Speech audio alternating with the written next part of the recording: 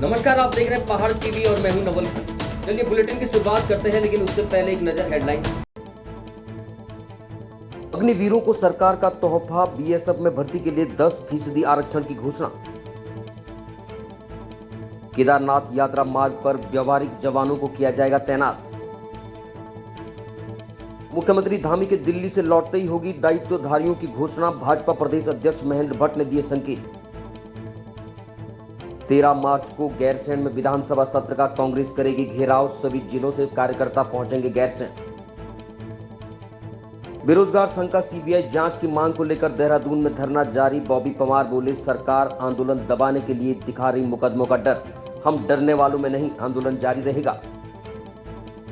जल्द ही प्रदेश में दायित्वधारियों की नियुक्ति होने वाली है। मुख्यमंत्री धामी का दिल्ली दौरा इसी बात का संकेत है कि वो केंद्र से दायित्वधारियों के नामों पर मुहर लगाकर लौटेंगे। भाजपा प्रदेश अध्यक्ष महेंद्र भट्ट ने कहा कि मुख्यमंत्री के दिल्ली दौरे के बाद जल्द ही दायित्वधारियों की घोषणा की जाएगी। प्राथमिक कार्यक्रम होते हैं हमारी, आज से विधानसभा की बैठकें प्रारंभ हो गई हैं। विधानसभा स्तर पर हमने जो अपने शक्ति केंद्र के प्रभारी बनाए हैं, शक्ति केंद्र के संयोजक बनाए हैं, उनके साथ बैठकर बूथ प्रबंधन की टोली तैयार करना, जो पन्ना प्रमुख है, पन्ना टोली है, उस तक के कार्य विस्तार की दृष्टि से हमारी बैठकें सभी विधानसभा में हो रही हैं और मैं भी 5 विधानसभा में रहूँगा। टेली विधानसभा से कार्यक्रम आरंभ में। केंद्र सरकार ने अग्निवीरों के लिए बड़ी घोषणा की है। गृह मंत्रालय ने बीएसएफ में भर्ती को लेकर पूर्व अग्निवीरों के लिए 10% सीटों के आरक्षण की घोषणा की है। वहीं आयु सीमा में भी छूट दी गई है, साथ ही ये सुविधा सभी बैच के लिए दी जाएगी। अब खबर केदारनाथ यात्रा को लेकर के है, जहां केदारनाथ यात्रा को लेकर पुलिस प्रशासन ने कमर कस ली है। यात्रा को लेकर इस बार पुलिस की ओर से नए प्लान तैयार किए गए हैं, जिनको लेकर पुलिस अधीक्षक डॉक्टर विशाखा भदाने ने पत्रकारों से बातचीत की। साथ ही उन्होंने यात्रा को लेकर पत्रकारों से सुझाव भी मांगे, जिन पर आवश्यक कार्रवाई का उन्होंने भरोसा दिलाया। पुलिस अधीक्षक कार्यालय में पत्रकारों से बातचीत करते हुए एसपी डॉक्टर विशाखा भदाने ने कहा कि केदारनाथ यात्रा में देश विदेश से लाखों की संख्या में श्रद्धालु पहुंचते हैं, लेकिन उन्हें सुविधाएं नहीं मिलने से वहां परेशानियों का सामना करना पड़ता है। इस बार पुलिस प्रशासन की ओर से यात्रियों को बेहतर से बेहतर सुविधा देने के प्रयास किए जाएंगे। पार्किंग भी एनालिसिस कर रहे हैं इसमें हर होटल की कितनी पार्किंग अवेलेबल है, उसके पास उतनी होगी वो उतने लोगों को ले। ऐसा नहीं है कि उसके पास 100 लोगों की पार्किंग है और वो 150 लोगों को ले रही, क्योंकि उसको वो कैपेसिटी वो नहीं है, गाड़ियों को वहाँ पे नहीं प्लेस कर सकता। फिर उसके बाद वो गाड़ियाँ निकल के रोड पे आती है कहीं भी और यात्री ऊपर चला जाता है, तो नहीं पता होता, वो उसको कोई फर्क नहीं पड़ता कि वो कहाँ रहेगा, उसका व्हीकल कहाँ पे, तो वो हमारी समस्या हो जाती है। इसलिए ट्रैफिक को भी हमने पहले बता के रखा है।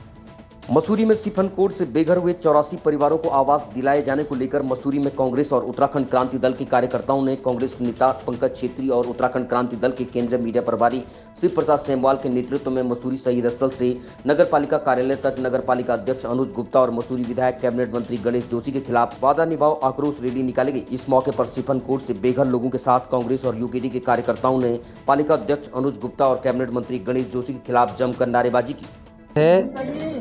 ये पहाड़ विरोधी सरकार है और जो इन्होंने बड़े बड़े दावे करे चुनाव के टाइम में, एक अनुज गुप्ता एक टाइम था कि पैदल सड़क में घूमता था और वही जनता ने आज उसे कुर्सी में बिठाने का काम किया, पर उसने गरीब जनता को उजाड़ने का जो काम किया, तो आने वाले टाइम में जहाँ से वो चल रहा था वहीं जनता इसे छोड़ने की पूरे आंदोलन से तैयार है। विधानसभा भी कूच कर रहे हैं आप लोग? विधानसभा हम 13 तारीख को कूच कर रहे हैं, पूरी जनता के साथ हम कूच करेंगे, धरना भी देंगे, अगर धरना देना पड़ा वहाँ धरना भी देंगे, चाहे मैं जितने दिन वहाँ बैठना पड़ा हम वहाँ जरूर बैठेंगे। और इन भ्रष्टाचारियों नेताओं के खिलाफ हम जनता से अपील भी करेंगे, आवाज़ भी देंगे कि जैसे गणेश जोशी भी थे, जब फौज 5.5 साल में जब फौज छोड़कर आगे और उसके बाद जब वो फौज छोड़कर आगे, तो आप समझ लो कि जनता की सेवा करने के लिए नहीं आए, वो जनता को लूटने के लिए आए।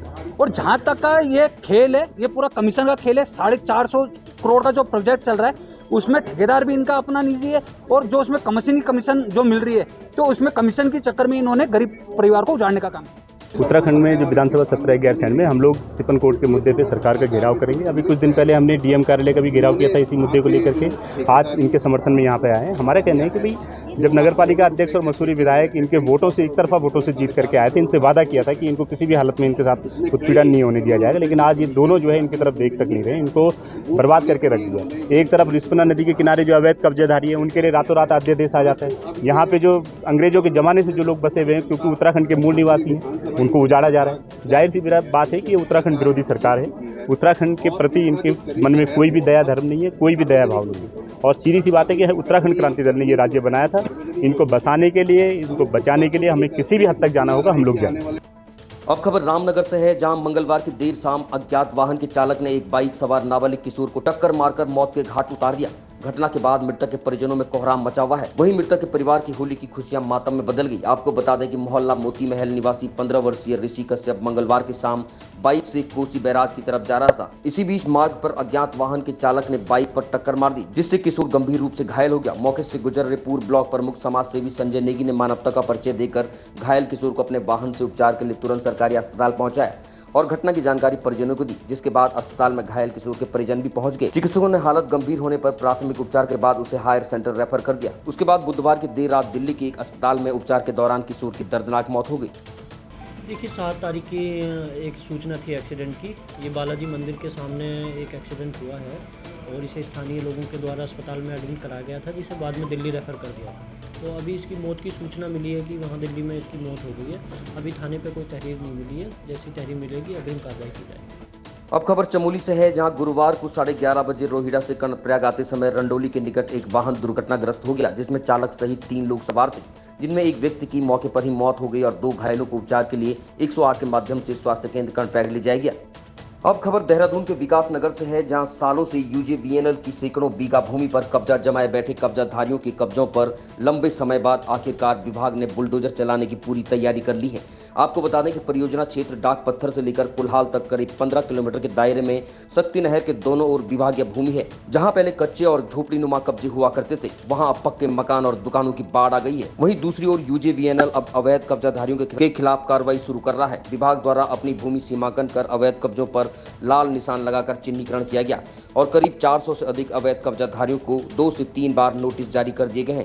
बावजूद इसके अवैध कब्जाधारी टस से मस नहीं हुए, या यूं कहें कि विभागीय लापरवाही और सफेद पोशों के संरक्षण से उन्हें बल मिलता रहा। उत्तराखंड में साहसी खेलों को बढ़ावा देने के लिए चलाए जा रहे अपने मिशन के तहत मुख्यमंत्री पुष्कर सिंह धामी ने पूर्णागिरी से जौलजीबी जाने वाले मोटर मार्ग पर कर्ण मंदिर से उचोली गोट क्षेत्र तक लगभग 12 किलोमीटर के ट्रैक पर स्वयं रिवर राफ्टिंग की। इस दौरान सांसद अजय टमटा भी उनके साथ रहे। साथ ही वरिष्ठ कई अधिकारी भी राफ्टिंग में शामिल हुए। राफ्टिंग के दौरान मुख्यमंत्री ने प्रदेश के नौजवानों से कहा कि नौजवानों को खेलों की दुनिया से जोड़ना चाहिए। पहले कहा जाता था कि पढ़ोगे लिखोगे तो बनोगे नवाब, अब कहा जाता है कि खेलोगे कूदोगे तब भी बन सकते हो नवाब। वहीं रिवर राफ्टिंग की वेशभूषा में ही मीडिया से बात करते हुए मुख्यमंत्री ने बताया कि इस क्षेत्र में रिवर राफ्टिंग जैसे अन्य कई साहसी खेलों के लिए उपयुक्त जगह है। हमारी सरकार लगातार इस तरह के प्रयासों को बढ़ावा दे रही है। माँ पूर्णागिरी धाम को जाते समय माँ शारदा का भी तट है और माँ शारदा के तट पर ये बूम से लेकर जहाँ से आज स्टार्टिंग पॉइंट से हम लोगों ने प्रारंभ किया था, लगभग 12 किलोमीटर की दूरी है और इस पर अनेकों स्थान ऐसे स्पॉट हैं जहाँ से राफ्टिंग शुरू हो रही है। और माँ पूर्णागिरी के दर्शन करने के लिए देश दुनिया से लाखों की संख्या में श्रद्धालु प्रत्येक वर्ष आते हैं। तो उसको ध्यान में रखते हुए यहाँ पर हम लोगों ने सितंबर माह में रिवर राफ्टिंग का नेशनल प्रतियोगिता यहाँ पर आयोजित करने का भी निर्णय लिया है। उसकी सारी तैयारियाँ हो गई हैं, जिससे कि लोग श्रद्धालु यहाँ माँ पूर्णागिरी के दर्शन करें और आकर राफ्टिंग का भी यहाँ पर आनंद लें, जिससे निश्चित रूप से लोगों को एक मनोरंजन का अच्छा साधन भी मिलेगा और हमारे यहाँ पर्यटन भी बढ़ेगा। खबर रुड़की से है, जहां रुड़की के रामनगर स्थित सिविल कोर्ट परिसर में हाई वोल्टेज ड्रामा हुआ। कोर्ट परिसर में तारीख पर आई महिला ने अपने पति और अधिवक्ताओं पर उसके भाई के साथ उसे जमकर मारपीट करने का आरोप लगाया। वहीं अधिवक्ताओं ने सभी आरोपों को नकारा। आपको बता दें कि थितकी ग्राम निवासी महिला का अपने पति के साथ सिविल कोर्ट रामनगर में विवाद चल रहा है। वहीं महिला अपने भाई के साथ न्यायालय में तारीख पर पहुंची थी। काउंसलिंग के दौरान पति ने महिला को अपने साथ ले जाने से मना कर दिया। महिला का आरोप है कि न्यायालय परिसर में उसके पति और पति के अधिवक्ता द्वारा उसके साथ और उसके भाई के साथ जमकर मारपीट की गई। काउंसलिंग करने के लिए आई थी, मेरी तारीख थी आज यहाँ पे अपने पति के साथ हस्बैंड पे। हमारी काउंसलिंग चल रही थी, उसने मुझसे मना कर दिया कि मैं तुम्हें ले जाना नहीं चाहता। फिर उससे बाहर आते ही उसने मेरे भाई पे हाथ उठाने शुरू कर दिए, बहुत पिटाई की। फिर उसने यहाँ वकील सारे इकट्ठे हो गए, इन वकीलों ने इकट्ठे होकर हमारा पूरा बजाया।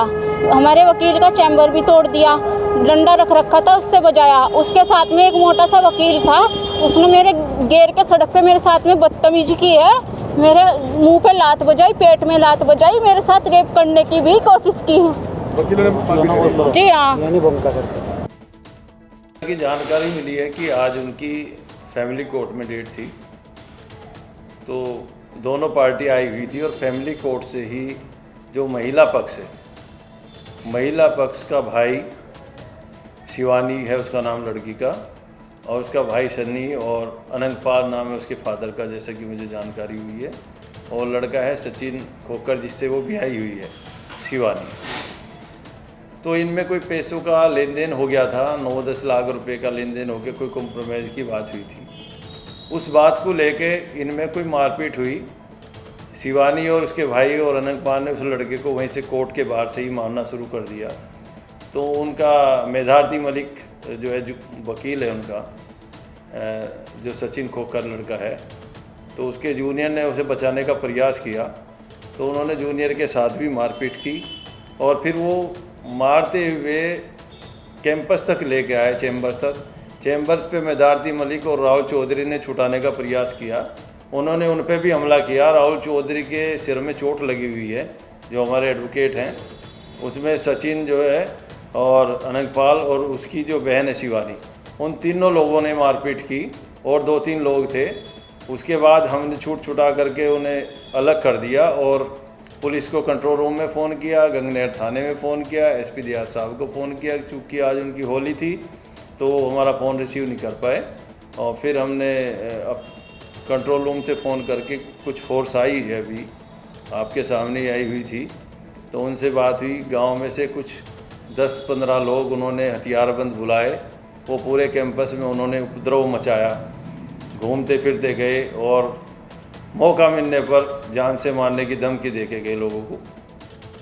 अब खबर हरिद्वार से है, जहां हरिद्वार के बहादुराबाद थाना पतरी क्षेत्र में अज्ञात बदमाशों द्वारा फैक्ट्री में घुसकर फैक्ट्री के 6 कर्मचारियों के साथ मारपीट करने की पूरी घटना सीसीटीवी कैमरे में कैद हुई। जानकारी के मुताबिक 8 मार्च होली के त्योहार का फायदा उठाकर शाम 7 बजे का मामला बताया जा रहा है, जहां थाना पतरी क्षेत्र के ग्राम इब्राहिमपुर में सिग्नेचर इंटरप्राइजेज फैक्ट्री में लगभग 7 से 8 बदमाशों ने घुसकर 6 कर्मचारियों को घायल किया। लेकिन अज्ञात बदमाशों को ये नहीं पता था कि उनकी सारी करतूत फैक्ट्री में लगे सीसीटीवी कैमरे में कैद हो जाएगी। घायल कर्मचारियों ने तत्काल अपने सुपरवाइजर सुशील कुमार को सूचना दी। अज्ञात बदमाशों का फैक्ट्री में घुसने का क्या इरादा था, ये जांच का विषय है। फैक्ट्री के सुपरवाइजर सुशील कुमार ने फैक्ट्री में पहुंचकर डायल 112 पर 4 बार सूचना दी, लेकिन प्रशासन की तरफ से कोई सहयोग नहीं मिल सका। फिर भी सुशील कुमार ने घायल कर्मचारियों को 108 के माध्यम से जिला अस्पताल ले जाकर उनका इलाज करवाया। चोट कल सर लड़के आए, हम लोग काम कर रहे थे, वो गेट तोड़ के अंदर आए। हमने पूछा क्या है, वो ऑफिस में घुसने की कोशिश किया। हमने उनको रोका, वो हमारे पे फिर मारने की कोशिश की। दोबारा पिलाने में रफ्तार के मारा, बहुत ताला वाला सब तोड़ दिया सर। काम यही करते हैं। क्या नाम फैक्ट्री? सिग्नेचर। आपके साथ ये मारपीट की? सर जी हमारी कोई जानकारी नहीं थी, हम तो अपने काम में बिजी थे सर जी। ऐसा क्यों हुआ? तो ऐसा क्या कारण था? ये सर हमें पता ही नहीं था कि ये कोई शिकायत के आए हैं, अचानक ही आए। हम लोग काम में बिजी थे सर। ये सर लगी है, सर में भी लगी है। सर में लगी चोट? जी सर। अच्छा ठीक। ये भाई लेके गए थे। कहाँ से गए थे आप लोग? एम्बुलेंस है सर। कौन सी एम्बुलेंस थी? जी 108। धर्मपाल। चोट कैसे लगी? सर कुछ लड़के आए 8-7 जने और गेट फांद के आए। वो लूट मार के हिसाब से आए थे और चोरी के हिसाब से आए थे। किसी को? जी नहीं। एक है जो अपने पास में पहले सूरज कुछ नाम है, वो बगल वाली फैक्ट्री में काम करता है। उसी जी हाँ, वो वही सामने थे, पहले आगे वही आए थे। उसके बाद में जैसे लड़के आए, हमने रोकथाम करी तो उन्होंने एकदम वारदात कर दी हम पे। तो क्या मानते इस पूरे जो भी मतलब प्रकरण हुआ है? हाँ जी, सूरज का हाथ है। लगभग 6 बजे के आसपास हमारी सिग्नेचर इंटरप्राइजेज जो इब्राहिमपुर में स्थित है, उसमें कुछ अज्ञात बदमाशों ने गेट खोलकर अंदर घुसकर हमारे वर्करों के साथ मारपीट करी है, बहुत ज़बरदस्त। मारने के पर्पज़ से वो लोग थे, डंडे लाठी लेकर आए हुए थे, तलवारें वगैरह थी, पाइप के लोहे के चाकू थे। बहुत ही खतरनाक तरीके से अपना वो लड़ने के पर्पज़ से आए हुए थे। ये 6 बजे की बात है और ये घटना 6 बजे से 8 सवा 8 बजे तक चली है। 1 घंटे के बाद मेरे पास सूचना पहुंची है। मुझे किसी कर्मचारी ने फ़ोन करके बताया कि घटना कंपनी में ऐसे हो रही है। मैंने 7 बजकर लगभग 112 नंबर पे फ़ोन किया पुलिस को और 3-4 बार लगातार मैंने फ़ोन किया, लेकिन पुलिस का कोई रिस्पॉन्स नहीं मिला। फिर उसके बाद मैंने 108 को फ़ोन किया, 108 आई। मैं अपने 6 घायल मजदूरों को लेकर जिला अस्पताल पहुंचा। वहां पे ट्रीटमेंट करा के फिर इनको मैं वापस फैक्ट्री लाया। इस घटना के संबंध में मैं तहरीर देना चाहता हूँ। गरुड़ चट्टी से शराब का ठेका हटाने को लेकर डीएम से एक प्रतिनिधि मंडल मिला। शराब के ठेके को स्थानांतरित करने की मांग उठाई गई। आपको बता दें कि यमकेश्वर ब्लॉक के नीलकंठ रोड पर गरुड़ चट्टी में खुले शराब के ठेके के विरोध में एक प्रतिनिधि मंडल डीएम से आकर मिला और शराब के ठेके को इस स्थान से हटाने की मांग की। इस दौरान लोगों का कहना है कि ये क्षेत्र कुंभ मेला क्षेत्र है और विश्व प्रसिद्ध नीलकंठ शिव धाम मेला क्षेत्र के अंतर्गत आता है और गंगा नदी के निकट ये स्थित राजाजी पार्क के अंतर्गत भी है, जिससे हाथियों की आवाजाही होती है। क्षेत्र में लगभग 4 लोगों की अब तक शराब के ठेके के करीब हाथी द्वारा मारे जाने की घटनाएं हुई है, जिसके कारण यह स्थान अत्यंत संवेदनशील है। उन्होंने डीएम से इस ठेके को हटाने की मांग की है।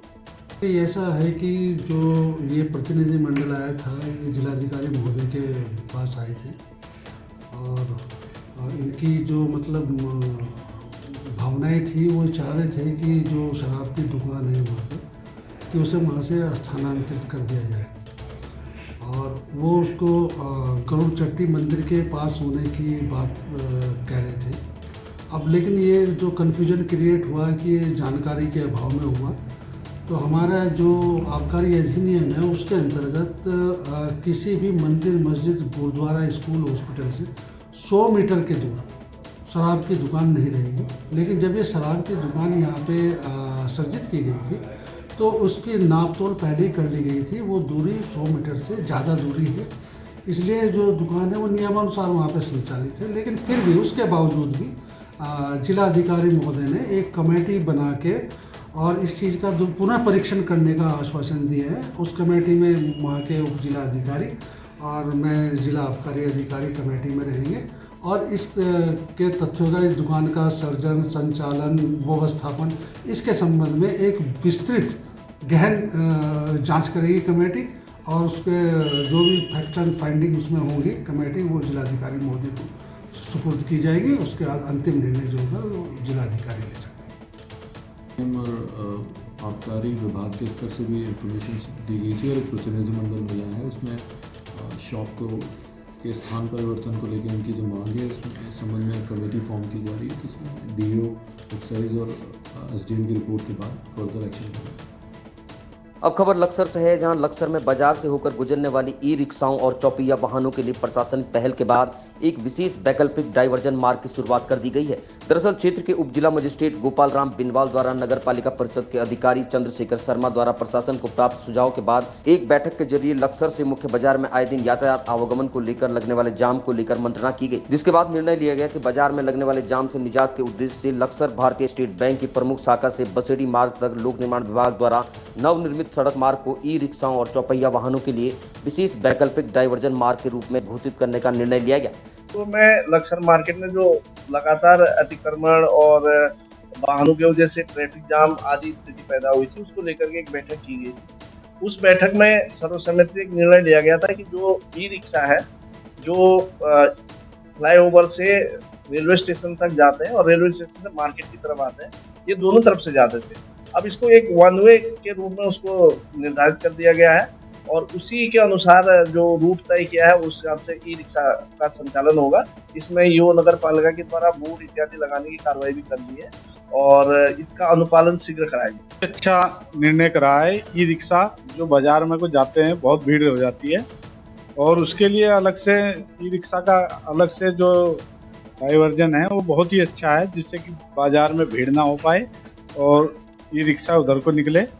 स्टेट बैंक की तरफ से अलग से एक सड़क बनाई गई है, उसमें को निकले तो बाजार में बहुत सहूलत मिलेगी। नहीं तो बाजार में इतनी जाम लग जाता है कि कई घंटे तक वो खड़े रहते हैं और उससे जो हम व्यापारी भी परेशान है उससे और जो हमारे उपभोक्ता हैं ये भी बहुत परेशान हो जाते हैं। खबर डोईवाला से है, जहां दूधली क्षेत्र के ग्रामीण लगातार सड़क चौड़ीकरण की मांग को लेकर धरना प्रदर्शन कर रहे हैं, लेकिन दुर्भाग्य है कि पूर्व मुख्यमंत्री की घोषणा के बाद भी आज तक मात्र 8 किलोमीटर की सड़क का चौड़ीकरण नहीं हो पाया है, जिसके चलते आए दिन दूधली रोड पर हादसे हो रहे हैं। जहां अभी कुछ दिन पहले एक स्कूली छात्रा सड़क हादसे में अपनी जान गंवा चुकी है, वहीं दूसरी ओर एक पूर्व सैनिक भी कुछ दिनों पहले सड़क हादसे में अपनी जान गंवा चुके हैं, जिसके चलते ग्रामीणों में लगातार रोष बना हुआ है। डिमांड है कि जो हमारा दूधली बाईपास रोड है इसका चौड़ीकरण के लिए हम लोग आज एसडीएम साहब के पास आए हैं।